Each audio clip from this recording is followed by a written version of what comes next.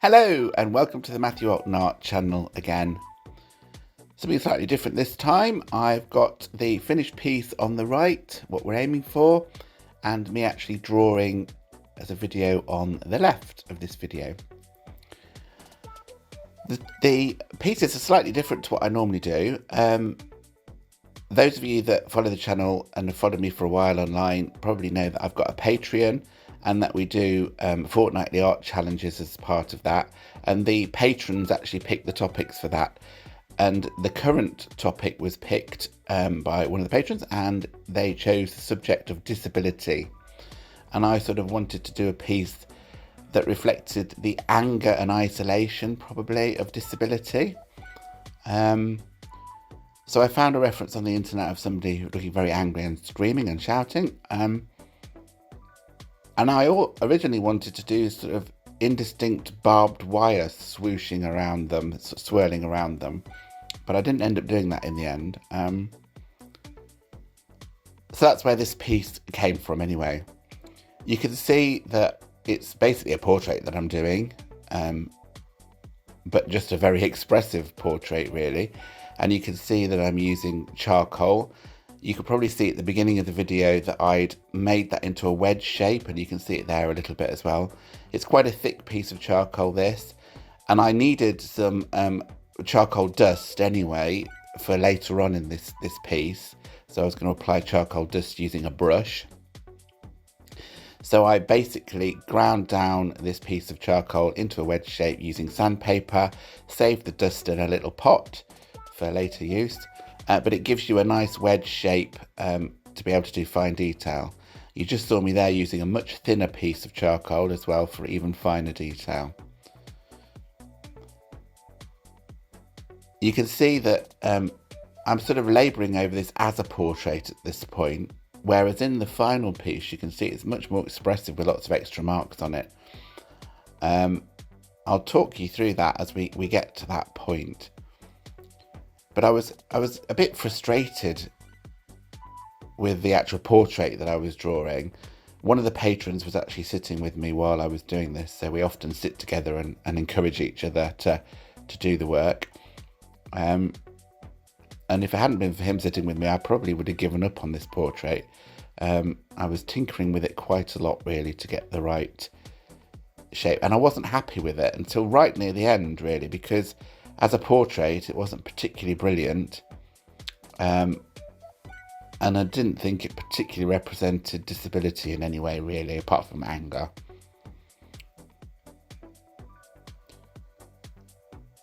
But because I had company, I was encouraged to keep at it, and I did keep at it, and gradually the portrait got better. But then at the end, because I was a bit frustrated with it just being a portrait, I went a bit mad and started using very expressive marks all over the piece,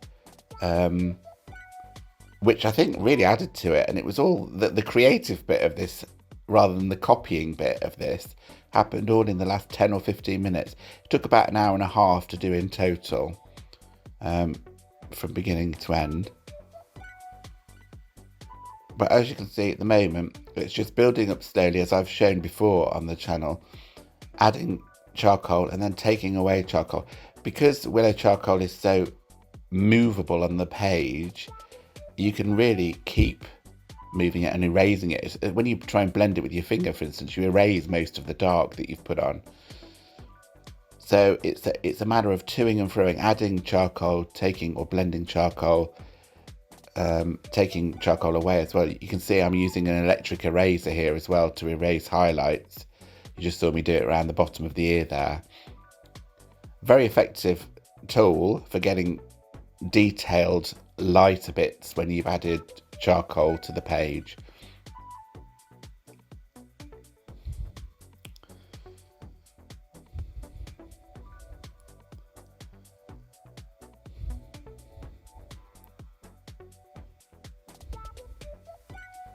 Starting to work on the shoulders now and the chest. And that was a bit that I really struggled with all the way through. Getting the right angle of the chest, I think, really. But again, it all sort of came together towards the end. I think the lesson to take from this, if you're an artist yourself and often struggle to keep going is keep going. It's helpful if you've got somebody sitting with you like I had, but you haven't always got that. So just trust in the process and just keep going, refining the things that you see that are wrong with it. And it's very easy to do that with charcoal because you can erase and start again. People always say it's very difficult to do teeth in portraits, so they try and avoid them at all costs. And I can concur that it is really difficult to do teeth in portraits and try and avoid them at all costs. But by the end, they're half okay, but they're not quite right. I'm not particularly happy with the mouth at the end of this, but I think the overall impression of the anger and the energy of that anger is quite apparent in this piece. So it very much grew on me thanks to the last bits in the last 10 minutes that I did. Using a putty rubber there to erase highlights again, it's very erasable, whether it's with an electric eraser or with a putty rubber. So you can really go back almost to the white paper once you put even quite dark highlights on with charcoal. Different charcoals have different properties, but willow charcoal certainly is very erasable. Here's me starting to struggle with the neck, and I struggle with it for quite a long time and get quite frustrated with it, really. I was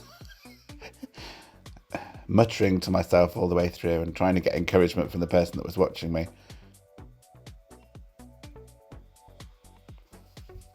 You can see that I've just erased some highlights there using the putty rubber.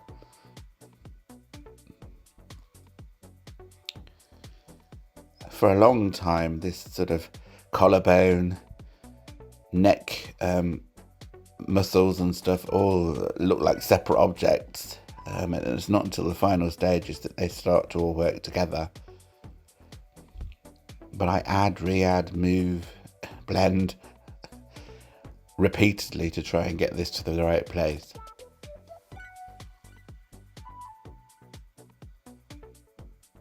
I think you can see what I mean about the energy being added at the end. At the moment, the piece is just a portrait, really, and not a particularly good portrait. In that there are things wrong with it, and there's certainly things wrong with what I'm trying to work with here, the collarbones and whatever. But the final piece has much more vigorous mark making on it, and it provides it with a real energy, I think, really.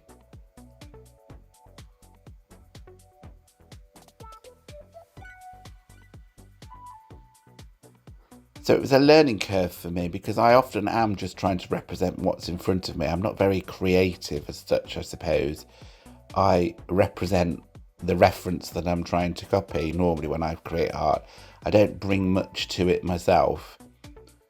And this was very much an experiment in trying to do that and bring some more to the subject.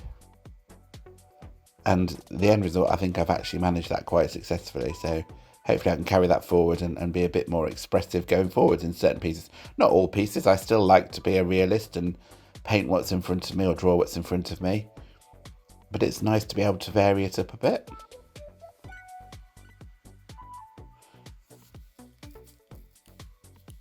You can see this is where I start to just do lots of scribble cross-hatching marks on the chest. Now, you remember I said at the beginning of the video that I created some charcoal dust by making a wedge of the piece of charcoal that I was using. This is me applying that dust using a paintbrush. And you can see this is the point where things start to get creative and expressive. I'm just putting varied gradations on there, and this is where I go really wild and decide, right, I want to put some marks on this and sort of blend in the left hand side into the background, almost as if, you know, the person's disintegrating to a certain extent, and that the little marks help that, I think. Now I'm using a putty rubber just to dab bits out that I've already done. So you can see it's quite spotty at the moment. But again, I'm sort of trying to disintegrate it to a certain extent. And now I'm going really wild and using the electric eraser to put white scribble marks all over the bits that I've already done. And it's here that it becomes really, really, I think, quite expressive and quite powerful. It elevates the mediocre portrait to something a bit more. And that's it done. Well, thank you for watching if you've got to this point in the video. Very much appreciated. If you've enjoyed the video, then do give it a thumbs up, help the channel grow. And if you're new here, then do consider subscribing. There'll be lots of videos coming up in the near future. Okay, thanks very much, and I'll see you on the next one. Bye.